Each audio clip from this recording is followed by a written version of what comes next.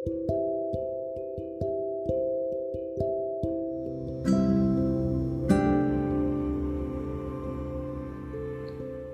Everyone, आज मैं आपसे शेयर करूंगी टॉल्स्टॉय की एक famous story the fallen angel. It's a very beautiful story. Once upon a time Yamraj ने अपने एक देवदूत को भेजा पृथ्वी पर। एक स्त्री मर गई थी और उसकी आत्मा को लाना था। देवदूत आया लेकिन चिंता में पड़ गया, क्योंकि 3 छोटी छोटी जुड़वा लड़कियां और उनकी मृत मां, घर में देखने वाला कोई नहीं है। पति पहले मर चुका है और अब इन 3 छोटी छोटी बच्चियों का क्या होगा। उस देवदूत को यह ख्याल आया और वह खाली हाथ वापस लौट गया। उसने जाकर अपने प्रधान को कहा कि मैं न ला सका, मुझे क्षमा करें, लेकिन आपको उस तिथि का बिल्कुल पता नहीं है। 3 छोटी छोटी जुड़वा बच्चियां और उनकी मृत मां मेरा हृदय ला न सका। क्या यह नहीं हो सकता कि इस लेडी को कुछ दिन और जीवन दे दिया जाए? कम से कम बच्चियां थोड़ी बड़ी हो जाएं और कोई देखने वाला भी नहीं है। मृत्यु के देवता ने कहा, तो तुम फिर समझदार हो गए। उससे अधिक जिसकी मर्जी से जीवन चलता है, जिसकी मर्जी से मौत आती है, तुमने पहला पाप कर दिया और अब तुम्हें इसकी सजा मिलेगी। और सजा यह है कि तुम्हें पृथ्वी पर जाना पड़ेगा, और जब तक 3 बार तुम अपनी मूर्खता पर हंस न लो, तब तक तुम वापस नहीं आ पाओगे। बिकॉज दूसरे की मूर्खता पर हंसना बहुत सरल है, बट जब तुम अपनी मूर्खता पर हंसते हो, then ego dissolves, ego breaks up. देवदूत को लगा कि मैं तो सही हूं और हंसने का मौका कैसे आएगा, पर फिर भी वह दंड भोगने के लिए राजी हुए। उसे रशिया की जमीन पर फेंक दिया गया। एक चमार अपने बच्चों के लिए कोट और कंबल खरीदने के लिए शहर जा रहा था। And you know, Russia is a very cold country. जब वह शहर जा रहा था तो उसने देखा राह किनारे एक नंगे आदमी को पड़े हुए, शिवरिंग विद कोल्ड। वह नंगा आदमी वही देवदूत है जो पृथ्वी पर फेंक दिया गया है। चमार को दया आ गई। He was a kind-hearted man. बजाय कि अपने बच्चों के लिए कपड़े खरीदे, because he was also a poor man, but he was a kind man, तो उसने अपने उन पैसों से उस आदमी के लिए, जिसे वह जानता भी नहीं है, कंबल और कपड़े खरीद लिए। और उस आदमी के पास तो कुछ खाने पीने को भी नहीं था, घर भी नहीं था।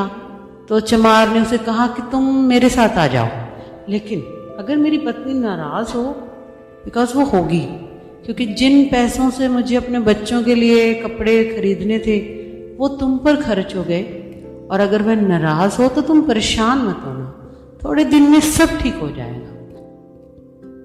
उस देवदूत को लेकर चमार घर लौटा। न चमार को पता है कि देवदूत घर आ रहा है, न पत्नी को पता है। लेकिन जैसे ही देवदूत को लेकर चमार घर पहुंचा, पत्नी बहुत नाराज हुई, चीखी चिल्लाई, और देवदूत पहली बार हंसा। चमार ने उससे कहा, इसमें हंसने वाली क्या बात है? तो देवदूत ने कहा, जब तक मैं 3 बार न हंस लूं, तब तक मैं आपको नहीं बताऊंगा कि मैं क्यों हंसा, और जब 3 बार हंस लूंगा तो I will tell you the whole truth. देवदूत हंसा पहली बार, क्योंकि उसने देखा कि पत्नी को पता ही नहीं है कि चमार देवदूत को घर ले आया है, जिसके घर आते ही सैकड़ों खुशियां आ जाएंगी। बिकॉज आदमी देख ही कितनी दूर सकता है।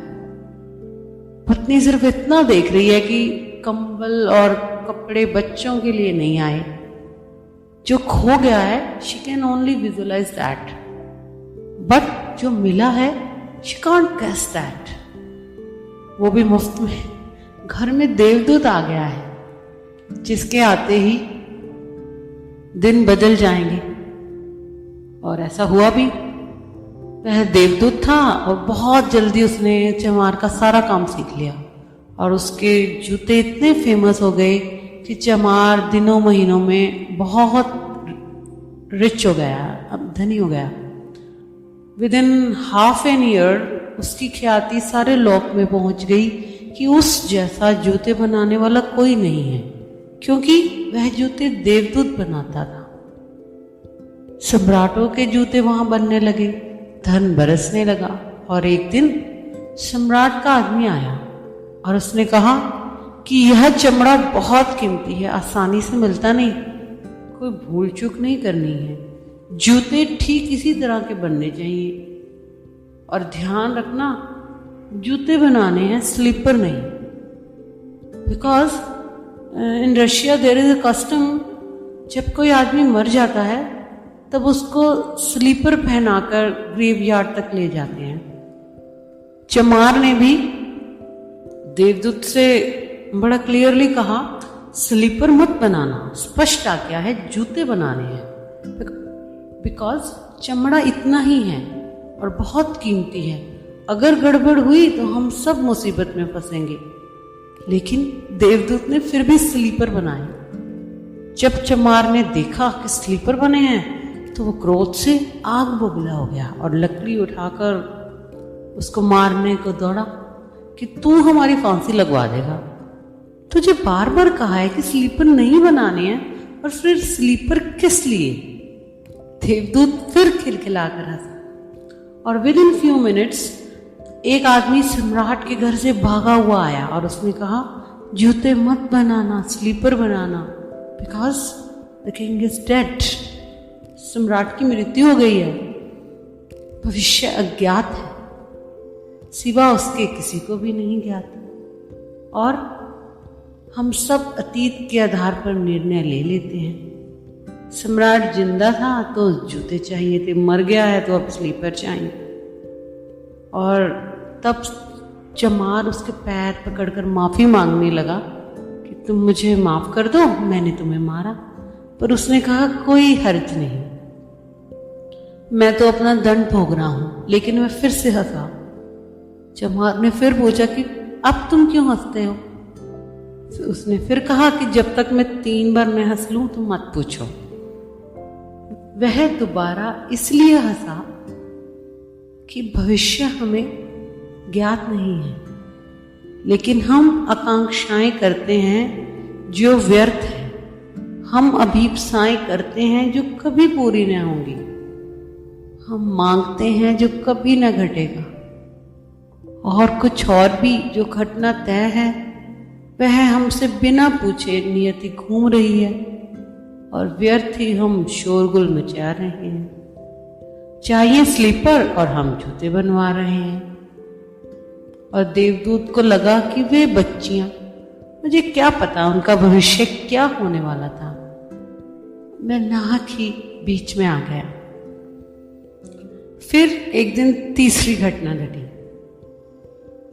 वही 3 लड़कियां अब जवान हो गई थी, उनकी शादी हो रही थी और उनके शूज़ के ऑर्डर इन्हीं चमार के पास आए। एक बूढ़ी महिला उनके साथ आई थी जो बहुत धनी थी, पर देवदूत उन लड़कियों को पहचान गया जिनकी वजह से वह यह दंड भोग रहा है। वह देख रहा है कि वे सब स्वस्थ हैं, सुंदर हैं। उसने पूछा कि क्या हुआ, यह बूढ़ी औरत कौन है? बूढ़ी औरत ने कहा कि ये मेरी पड़ोसन की बेटियां हैं।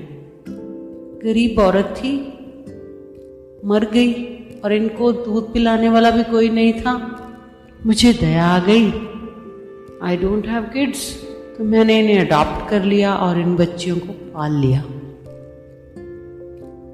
देवदूत सोचता है अगर माँ जिंदा होती तो ये बच्चियां गरीबी, भूख और दरिद्रता में बड़ी होती। Because the mother is dead, तो ये बच्चियां बहुत बड़े धन वैभव में पली और अब इस बूढ़ी की सारी संपदा भी इन तीनों की ही है और एक सम्राट परिवार में इनका विवाह हो रहा है। देवदूत तीसरी बार हंसा और फिर उसने चमार को बताया कि ये 3 कारण हैं। भूल मेरी थी, नियति बड़ी है और हम उतना ही देख पाते हैं जितना देख पाते हैं, और जो हम देख पाते हैं उससे हम कोई अंदाजा नहीं लगा सकते कि आगे क्या होगा।